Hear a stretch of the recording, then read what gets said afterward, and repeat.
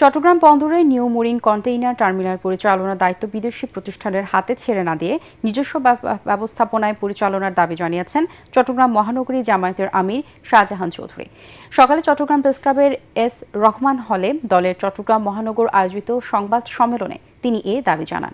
এ সময় জেলা আমির বলেন, আওয়ামী লীগ সরকারের আমলে টার্মিনালটি বিদেশি প্রতিষ্ঠানের হাতে তুলে দেওয়ার প্রক্রিয়া শুরু হয়।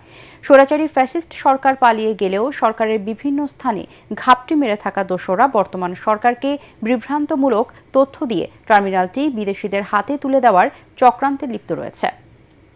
আমাদের দেশ এবং বন্দর কর্তৃপক্ষ যেটা বেসরকারি খাতে যারা পরিচালনা করছে তাদের তো নাম আপনারা সবাই জানেন। দেশের স্বার্থে আমরা এটাকে সাপোর্ট করেছি এবং গত 8 মাস ধরেও আমরা বলেছি যে আমাদের দেশের স্বার্থে দেশের যারা কোম্পানি যাদের অভিজ্ঞতা রয়েছে যারা কাজ করতেছে তাদের সাথেই করেন, বিদেশকে এখানে ঢুকাবেন না।